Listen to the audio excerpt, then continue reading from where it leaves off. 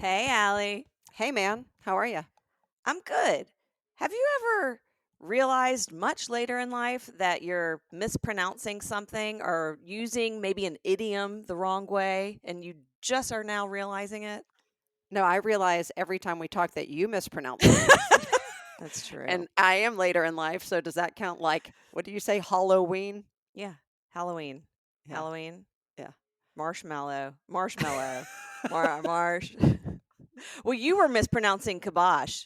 You're Oh, saying yeah. kibosh. Kibosh. Yeah, Kibosh.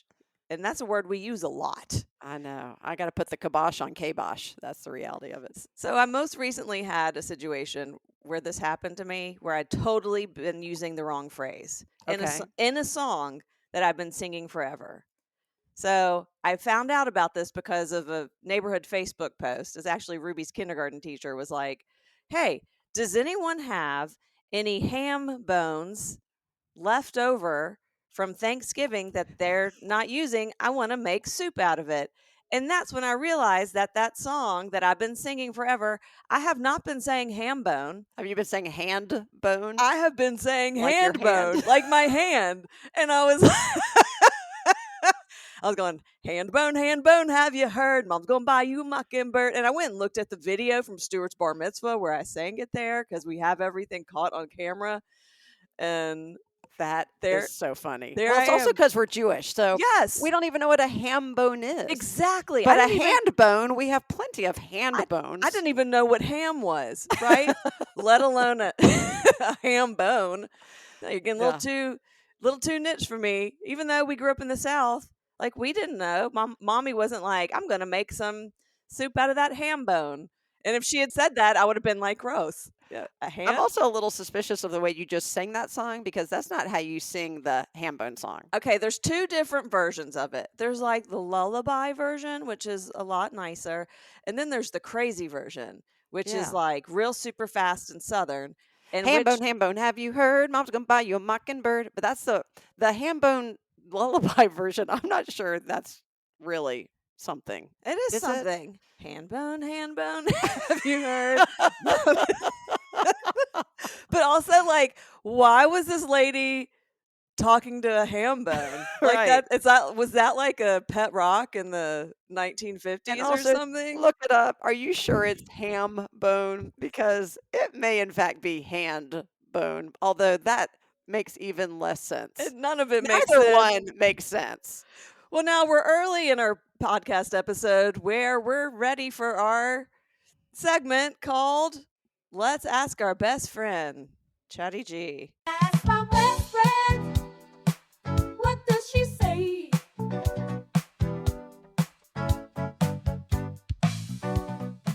All right, this is when we are perplexed by something. So, of course, we go to the one source we know can usually give us the answers we need or somewhat of the truth. Chat GPT. What does she say? Chatty G. Oh, interesting. It comes from a long African American musical and oral tradition that blends rhythm, body percussion, children's game songs, and call and response. So that is the background of it. That's pretty cool. The song is Hambone, but there's all these. Oh, this one says it's Papa's going to buy you a mockingbird. But because we come from a very matriarchal family, Mama's buying all. Mama's buying everything. Yeah. Mama's buying everything. But it ended up entering mainstream culture in the 1950s through the Red Saunders Orchestra. Interesting. Hmm. But it was like a playground song. Right. So I feel like if there was a Jewish version, we should just start singing Shankbone, Shankbone, have you heard? Mom's gonna buy you a mockingbird. And that way everybody would know what we're talking It would about. be kosher. Yeah. Mama's going to buy Totally you a kosher. kosher bird. Oh, that's funny. That's really funny. Now we got to come up with that for the next. Yeah. What is Passover? We got Yeah. 6 months. All right, speaking of Jewish holidays, so this is a time we're now post Thanksgiving. We are going to be in the next, whatever, 4 or 6 weeks, knee deep in all things Christmas, which you know I love because I am obsessed with Christmas music. Yeah. I love looking at Christmas lights. I'm so glad I don't have to put up any decorations in my own house. This is not about like I covet the Christmas decorations or You spirit. just appreciate. I just appreciate it. And it's so funny because one of my workout partners said, I know how much you love all the Christmas lights. Why don't you just decorate your house? And I said, I don't want to decorate my house. She's like, but it doesn't have to be like Christmassy. I go, no, I don't think you get it. I said, it's like when you have a birthday. I like to celebrate it, but I don't need it to be my birthday. And she sort of understood that. People But don't all of this to say People is, don't understand. no, people don't understand. All of this to say is, this is also the time when stores, and I appreciate these stores, will have maybe an end cap or a few shelves dedicated to other non Christmas holidays, such as Hanukkah. It's just blue and white stuff that they put It's up just, there. well, Yeah. it's a whole bunch of stuff. And our Publix down the street, which I frequent, I'm there almost every day, has actually a very lovely end cap and side caps with all sorts of Hanukkah stuff, including, which I have already bought in years past, but a travel light up menorah, battery operated, which Oh, is really I handy. have one of those. Yeah, they're fabulous. And I actually know where mine is, so I don't need to buy a fifth one, which every year I'm like, oh, where is that menorah? So I buy another one. But here's what I want to ask you. When you see this Hanukkah stuff somewhere, do you feel pressure as a Jewish person to buy it, Yes, I even if you do. don't need it? I do, and because that's how you end up with 1,000 Hanukkah candles. Because if not, I feel like they won't restock it next year. Right. So But do you see the irony though? This is what yeah, I was trying to tell my workout partners this morning. I said, because I bought a bunch of gelt because one of my because of workout partners, guilt. because of guilt, right? It's Jewish guilt. It's Jewish guilt is guilt really guilt. is the chocolate version of guilt. No, one of my workout partners, neither one is Jewish, but one of her sons, I had given them dreidels in the past and he really wanted to play. So I'm like, perfect. This is actually a win win because I see the Hanukkah display. They're selling the gelt. I buy it out of guilt and then I packaged it for her 10-year-old. And I'm like, here, now he can play and he's got tons of coins. And I was actually excited because it would have a use. But then I tried to explain to them the irony that every year I and you and other fellow Jews, especially in small towns where the Hanukkah displays are few and far between, feel a pressure to buy said Hanukkah stuff Yes, and swag that we're we don't here. need. Right. Right. We buy it all because we're so appreciative, number one, that they put it out, and fearful if no one buys it, they won't put it out. But we're just buying stuff we don't need. So they'll continue to put out stuff for sale That that we we don't don't need. need. But there's could be another family that needs it. So it's our way of saying we are here. We're like the Jews of Jewsville, right? We're like We are the Jews of Jewsville. we are here. We are here. We are here. You know? Oh gosh. Yeah. Yes. Oh, your chocolate I have smelt. I will turn it into gelt. Oh, your guilt I have eaten. Now Yeah, we're definitely not Dr. Seuss's, but yeah. But you get it? Like, do you see how this is just a vicious cycle. Hanukkah cycle? I'm okay Yeah. with it. Okay. I'm okay with it. Yeah. Because I want there to be I want my kids and kids the Jewish kids around Decatur, and there's not a lot of us here. There's a ton down the street in Toco Hills. But I want them just to go in and see a Hanukkah display, Right. right? So if that means I buy an extra menorah and add it to my 13 other menorahs, if that means I buy another box of candles and add it to my 500 other boxes of candles, so be it. Yeah. I wish there was a craft project we could do with all of the cheap Hanukkah candles because I have so many boxes of Oh, and the these. broken ones. Oh, they break in 2 seconds. Yeah. They melt in 4 seconds. There's got you know what there are kits where you can make candles with With other wax. candles? Yeah, with other candles and crayons. But you're right, Right. right? So you take all the broken ones and you just add in the wick and it Yeah. makes them. So there. You could turn it into a Shabbat candle. All right, I'll keep buying the Hanukkah crap. You got to because do it. I'm a part of this society, and I want all You're the Jews in Jewville to have access to all the Hanukkah stuff we actually don't need. Thank you. Hanukkah guilt and guilt strike again. Yeah. All right. So, in other news, I have been, I go down these rabbit holes on Facebook. I've been telling you about following Melissa Benishai, who I'm still obsessed with, Baked by Melissa. yeah, baked by Melissa. I've been cooking everything she cooks, and it's all delicious, especially the tomato soup. But that little journey in social media world also led me to all of these animal videos. Like I get obsessed with, like bear encounters, which by the Mhm. way, I'm not sure if half of the ones I'm watching are just AI generated I know. videos that are duping me. I saw a very chubby bear video yesterday, and I showed it to Aaron. I'm like, I can't tell if this is real or not. He was Yeah. so rotund. I don't know. He was like 4 bears in one. He was a mega bear. It's like if Well, a gummy bear came to life. yeah, I think those are made up. And those I just avoid and I'm very annoyed with. But there were two videos that popped up for me last week and I had to take note of them because one was completely incredible and truly like I didn't believe it and I had to actually then go back and find the news story that verified it happened. So this is what happened. This is the video of the aftermath, not while it happened. But a woman was driving like a week and a half ago in rural North Carolina, okay?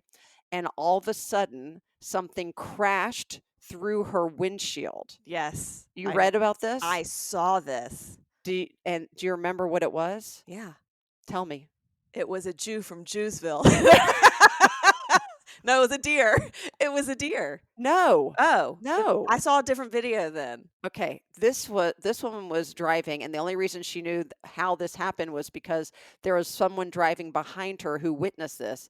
An eagle was flying overhead. This is actually horrible. I'm sorry in Oh, advance. This might be no. triggering for people, so Maybe the stop deer listening. video I saw was AI. Yeah, this is not a deer video. An eagle was flying overhead, had apparently swooped up a cat Oh, yeah, I did see that. and dropped the cat onto her car Yeah. that then broke through the windshield. And they had to add in the story, unfortunately and sadly, the cat did not survive the fall. But I at mean, least the family knows what happened to the cat. right. I mean, they could be like, we're still looking for this cat. I know. But is that horrifying on That- so many levels? But that's so horrible. I don't even know if I'd want to report it to the wouldn't you rather just not know as the owner of that Ugh, cat? That's yeah. just too. Because I know now and I can't unknow it. And now I'm sharing it with all of you because I need you to share in my utter disbelief and Yeah. agony and feeling for that cat. I'm not a big cat fan, but I Mm. definitely don't want it to die by falling from an eagle's grasp into a windshield. No, That's a that's terrible too death. that's too violent. We want a gentle gentle death. For Okay, here's the second video that came up, and I was Is it screaming. depressing also? No, You this are on one's the not. wrong algorithm. This one's not depressing. This one is utterly horrifying. Okay, Oh, so I'm this on one, adorable animal video Yeah. feeds, not Okay. Alan, This what is happened? two young people, I think two women, Mhm. were driving from Queens, New York to LaGuardia Airport. All right. Which is already stressful. Which is already stressful. Let's admit that. It's already stressful. You're driving to the airport. As they're driving, a giant rat came out from under the hood. No. And I'm telling you, this was not AI and is crawling around on top of the hood. So they're filming this as they're Oh, driving. it's outside the car though. It is outside the car, but every so often New York. the rat would go and I'm telling you, this rat was like the size of a possum. It was so giant. And every so often the rat would go back under the hood. But of course your instinct is, oh my gosh, it's gonna come inside the car. Like Right. somehow it's gonna like In the air vent or something. yeah, in the air vent or It's like gonna it's end gonna up in the floorboard. eat the thing. Right. So Ah! every time it went under and disappeared, they would start screaming because it does feel like it's gonna come into the car then. Yeah. And then it would come back out and they're taking turns and everything and they're like on freaking rat out. watch. Yeah, and this rat is not, it is like hanging on for dear life on top of this hood. And they're not going very fast. And then at the very last minute, they take a turn and the rat goes flying off the Thank car. God. Oh, it was Unless such I had to watch the video just to see if they ever got rid of the rat because it was stressing me out so bad. so you know what's stressing me out? Maybe the rat had a little rat family in the hood, and Oh, there's little I'd sell baby the rats car. in there. I would sell the car. Yeah. No. Did Did they? I tell you that I almost sold the house last week? Was there a spider? Oh, no. There was a cockroach the size of a rat, which Ugh, was the size of a possum. There was yeah. and thank goodness Alan was home because he managed to capture it and flush it, and I flushed it like 20 times. When I tell you this cockroach was so big, it literally, I probably could wear shoes. It was so giant. I've never seen anything like it. And I told him, if you had not been in the house with me, I would have packed a bag and walked out and never come back. Well, It was that disgusting. maybe that was someone's pet roach No. because people do have pet roaches. They have like hissing In my house, cockroaches. why would their Yeah, roach get away and come to my house? because it got loose. It happens with gerbils and hamsters all the Okay. time. Well, if that was someone's pet, I'm Yeah, sorry, he's no longer. everyone loses their hamsters and gerbils in their walls, and then they show up and like if you're in an apartment building, they show up in someone else's apartment. That's horrible. I know, but that's what gerbils and hamsters do. They escape and then they end up in someone else's home or like in the wild, being like, well, "I'm domesticated. What do I do?" I feel like there are cages for that so they don't escape. Yeah, but they get out. I'm telling you, they're very smart. Also, I think you need a new algorithm because all of I'm all like cows and puppies and bears, and mine, oh my, and they're all very cute. I know. Well, I apologize because anybody listening to this podcast and now your phone is listening to this, Yeah.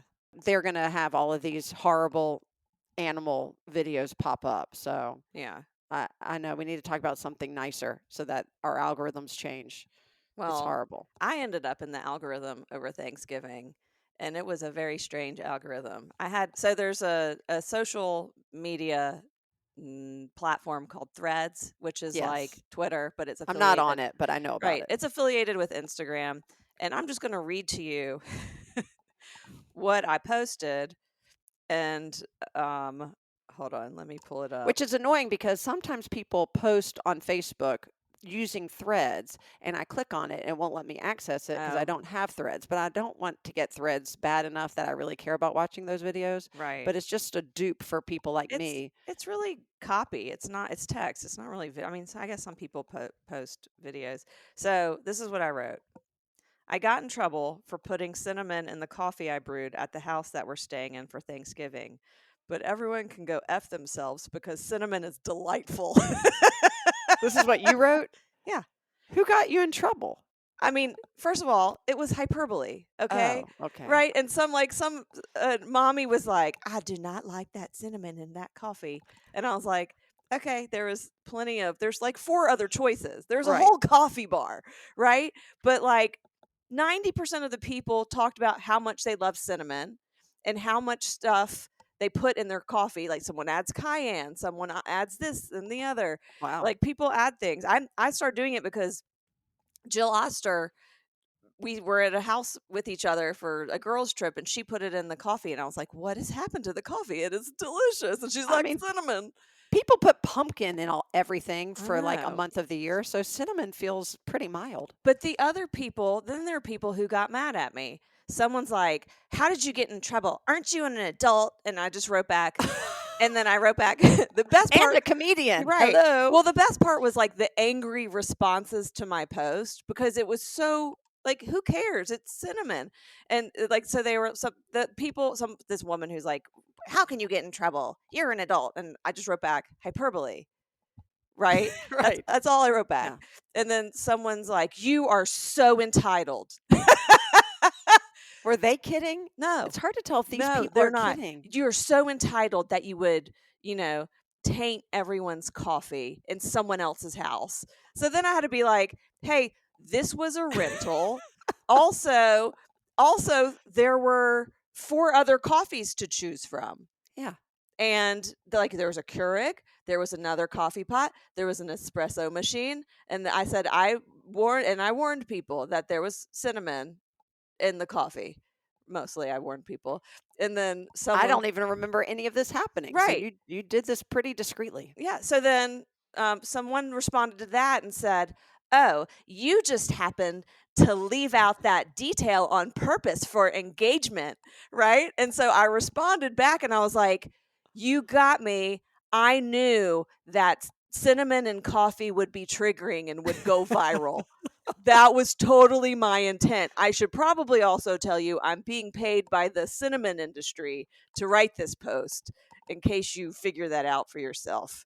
So, but the angry people were angry, and there's a cinnamon allergy, which I understand. Someone's like, you should need to let people know there's cinnamon in things because there's a cinnamon allergy. And I said, I know everyone in the house. No one had a cinnamon allergy. Someone else was like, cinnamon, if you have high blood pressure, cinnamon's not good for you. Like people, I was like, oh Oh my my God. It gosh. was so true. It was so, I was like, I didn't know I needed to put a trigger warning on my cinnamon and coffee post. You know what this is though? This feels like one of those projects that they do in college where they just take any subject and see how far down a rabbit hole people will go to debate it Yeah. and to make it an issue. And something when cinnamon can become a source of debate and ridicule Hmm. and, gaslighting and all of these things, it's like, really? We're talking about I cinnamon. know. I know. So now it shouldn't surprise us that real topics, right? Like Yeah. humanity and justice and equality, like when those things are triggering for people, like, of course they are, because cinnamon is triggering for people Right. and they want to fight you on it. Why do they care? I don't know. Yeah. People are Yeah. silly. People are People are silly. bored. People are Yeah. bored. And I don't think they're getting enough interaction with people during the day that they need to go on social media and these devices and they need to just start arguments with people just to feel like they're alive. Well, I I think that's totally what it is. disagree with what you're saying right now. I'm just joking. That was I'm going to fight you on this. I'm gonna fight you. No, I think maybe these are people who don't get heard in real life and like no Yeah. one's listening to their opinion. So they're like, I'm gonna go on social media. Maybe someone will listen to me there. You're kind of forced to. Yeah. And so yeah, it's so silly. I'm like, it's not that deep, as my It is kids would so say. silly. It's not that deep. Well, I also realized over Thanksgiving that I have been way behind the times on something which you obviously knew about. Murray, your son, told me I really have been lost on this, and it started with the email I sent out to all 26 members of our family who stayed together for Thanksgiving. Yeah. And it was this very long detailed email about, the schedule and the food and when to get there and the codes and all of that stuff, and I blind copied everybody Thank because God. I Pe- have yeah. etiquette. Yeah. For all you people who are still sending out mass emails through personal or work emails and aren't blind copying people, We're shame judging on you. you. Yeah, we're Shame on you. judging you. We're Yeah. judging you silently, and we're judging you on this podcast out loud. It happens every day to me. And I really just I want to it's like correcting somebody's grammar. I want to respond to the person who sent it out and say, "Have you ever heard of BCC?" Have Just you answer lost me your that. mind? Right. Have you look one row below BCC. It will do us all a world of good. Okay, enough ranting about that. So Okay. anyway, our youngest child, Levi, Yes. sends me an email back, except he is pretending to be not Levi Lebovitz, but Lev Lebowitz. And he writes this email back and says, "Sorry, this is Lev Lebowitz from the Nashville JCC. I'm I must have gotten this email by mistake, but sounds like you're going to have a great time and hope you have a great Thanksgiving." And then he writes his signature as Lev Lebowitz and a link to his LinkedIn account. And I'm like, oh my gosh. So I will say, Oh my God. for a second, I did think maybe I had sent it to Lev Lebowitz, even though I don't know who Lev Lebowitz It's is. very strategic of him because Yes. Nashville, it makes sense. You're just in Nashville giving a speech. Yeah. Like, it's, Right. All of this. I was just there. There, it is like one of those names where you're like, okay, maybe I got confused. I did it quickly. So I did have to check myself, but then I go and I see that it is his email. And so I write him back and I say, "Oh, sorry, Lev, but no mistake. We'd love to have you at Thanksgiving. We've grown tired of our Levi." So, and then he wrote back and I said, "Actually, you almost got me." And he said, "Well, did you click on my LinkedIn profile?" I'm like, "No." And he goes, "You should really do that." So I click on the LinkedIn profile and it brings me Oh. to a video. And the video is an old, 1987 song Mhm. by Rick Astley Never called gonna "Never give Gonna you Give up. You Up, Never Never gonna Gonna let Let You you Down." Yeah. down. So I'm listening to that and I'm thinking, "Oh, that's funny." And then that's it. So I'm retelling the story over Thanksgiving, Mhm. to which Murray says, "Oh, you've been Rickrolled. Rickrolled." Yeah. And I said, "What?" And Levi pipes in and says, "Yeah, mom, I rickrolled you." And I go, "What?" And I'm looking around like, "What are you talking about?" And I look at you and say, "Do you know what they're talking about?" And you're like, "Of course I do." So tell me, where have I been? This is a thing. Tell us about this thing. Do you know the history Yeah. of this? I mean, I don't know how it started, but it's basically being sent a link or something to some, and it's fake, and it goes to the video of him singing the Yeah. song. Well, it's a trick. Right. You're It's tricked a into bait and it. switch, right? Yeah, it's a bait and switch, and it doesn't have to be on your computer. Like Cartoon Network was in the Macy's Thanksgiving Day Parade, and they had one of their cartoons that was a part of it, and one of the like this house that was in the cartoon. And then there's Rick Astley singing "Never Gonna Give You Up." Like he Right. pops out of the window, and that's being rickrolled. So I looked it up. I was shocked to find out that it's not like this has been going for a few years. This started in Decades. 2007, Wow. this rickrolling Who and this started it? well, it's there's a lot of things. Let's see. Um, well, they say it's a bait and switch, usually using a disguised hyperlink that leads to the music video instead of what was expected, which is funny, right? It's just a prank. Um, it grew out of a similar bait and switch trick called duck rolling that was popular on the 4chan website in 2006. But rickrolling started in May of 2007 when 4chan, I don't know what 4chan is, used a guy named Sean Cotter to upload Never Gonna Give You Up music video to YouTube and link that in place of a trailer for the video game called Grand Theft Auto 4, which we probably all know about.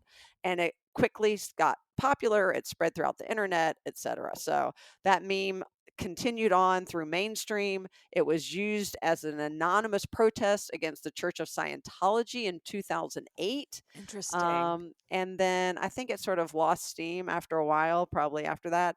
But oh man, It it comes was up once in a while. Yeah. yeah, it was used again as a tactic against the Islamic State of Iraq and Syria in 2015. How is that a tactic? I don't I really under. have no idea. The Foo Fighters featured a surprise appearance by Astley to rickroll audiences in 2017, and they had used it to protest a Baptist church.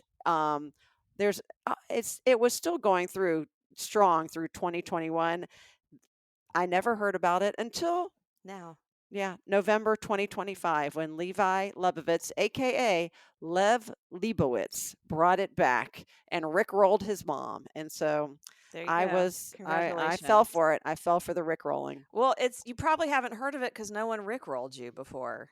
No. But Like even I if they did, I was like, "Oh, I like the song. Never gonna give you I'm a up." child of the 80s. No. I know Rick Astley. I know. I was like singing. I was like, and then of course, what am I thinking?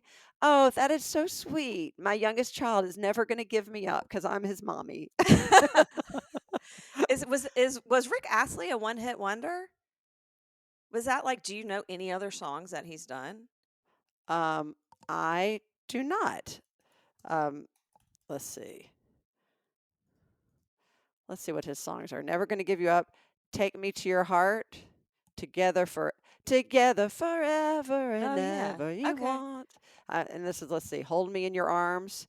Um, He was sh- 80s or was he 90s? he was 80s and into the early 90s. Okay. Um, But good for him. but Like good for this him. has kept him in like the everyday vernacular and has kept him relevant. Yeah. Like he's probably made so much money off of that song and Well, and that appearances. premiered in '87, so that was really his biggest Billboard hit, I think. But Yeah. I think he continued. So But if it wasn't for being rickrolled, where would he be now? um, that is a really good question. I don't know, but he's pretty young. He's how old do you think he is? I think he is 62. He's 59. Okay. So I was, yeah, yeah. Oh, he's yeah, still he's got really young. yeah, yeah, So he was almost like a teen rock star, really. yeah. He was. Well, I just want you to know, Amanda, I'm never going to give you up, and that's no Rickroll. That's truth. Aw, good. Because you've got A few more years to put you've in. got 10 more years. Well, thanks for listening to the latest Sis and Tell podcast. Don't forget to share us with your friends, share us with your family, share us with your foes. As always, this has been Amanda and Allison with a whole lot of talk about a whole lot of nothing. We'll catch you next time.